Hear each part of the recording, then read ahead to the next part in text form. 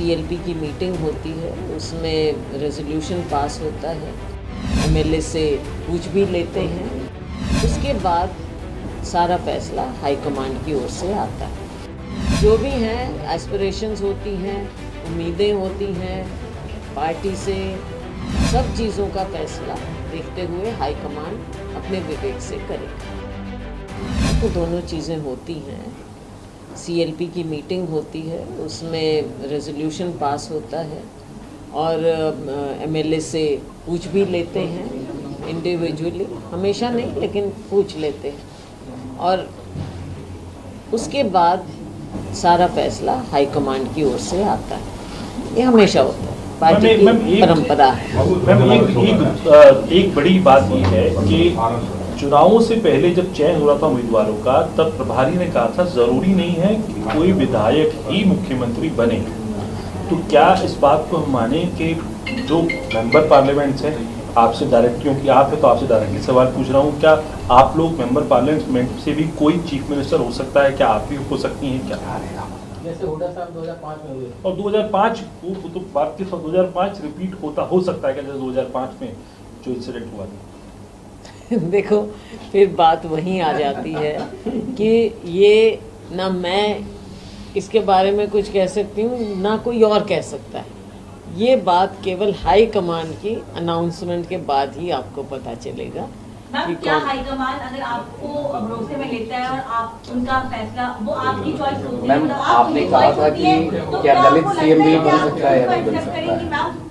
देखो, बात ये है कि हाई कमांड का फैसला, जो हाई कमांड का फैसला होता है, ये सबको मान्य होता है। मैम, आपने कहा था कि पहले भी आपने कहा था कि दलित सीएम मिलना चाहिए, हरियाणा नहीं मिलना चाहिए हरियाणा को, या कोई महिला मुख्यमंत्री भी नहीं मिलना चाहिए हरियाणा को, उस पर आप ये सारे पहलू हम बोल चुके हैं, मीडिया में सारी बातें आ चुकी हैं, और इन सब चीज़ों से हमारा हाई कमांड, उनको सब चीज़ों का मालूम है और सब बातें उन तक पहुंची हुई हैं। फैसला तो वहाँ से आना है। देखो, अब तक बातें चलती थी, डिस्कशंस होते थे, सारी बातें थी, और सब बातें आपसे भी फ्रैंकली बातें हुई हैं, तो उस चीज़ को बार बार दोहराना मैं नहीं समझती कि ज़्यादा मुनासिब। लेकिन जो भी हैं एस्पिरेशंस होती हैं, उम्मीदें होती हैं पार्टी से, हाईकमान से, तो ये सब चीज़ें हैं जो पब्लिक डोमेन में हैं। इन बातों को, चाहे आप दलित की बात करें, चाहे आप महिला की बात करें, या कोई भी बात करें आप, ये सब बातें हैं जो लोगों की उम्मीदें भी होती हैं। तो इसमें कोई शर्म की बात भी नहीं है, पीछे हटने की भी बात नहीं है, और बहुत ज़्यादा आगे दिखाने की भी बात नहीं, क्योंकि ये सब बातें हैं, पब्लिक डोमेन में हैं और हाईकमांड के संज्ञान में है। लेकिन सब चीज़ों का फैसला देखते हुए हाईकमांड अपने विवेक से करेगा।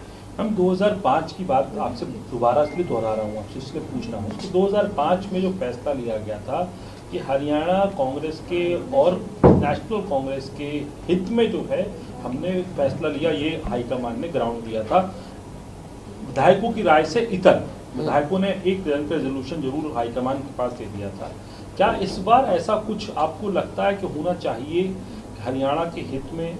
राष्ट्रीय राजनीति का जो परिप्रेक्ष्य है, जहां राहुल गांधी दलितों की बात कर रहे हैं, आप कास्ट सेंसस की बात कर रहे हैं, वहां पर किसी कोई दलित मुख्यमंत्री भी आए, महिलाओं को प्राथमिकता मिले, और क्या जो है हरियाणा की राजनीति और नेशनल राजनीति को देखते हुए इस तरीके का फैसला हाईकमान को लेना चाहिए? आपसे पूछूं। ये सब बातें जो आपने कही, ये अपने आप में जायज़ बातें हैं, लेकिन इन सब पहलुओं को हाई कमांड सोचेगा, समझेगा, क्योंकि उनको पूरे देश का देखना है, और हम केवल ये ना समझें कि जो आप कह रहे हैं या मैं कह रही हूँ या कोई और कह रहा है, सिर्फ वो बातें हैं।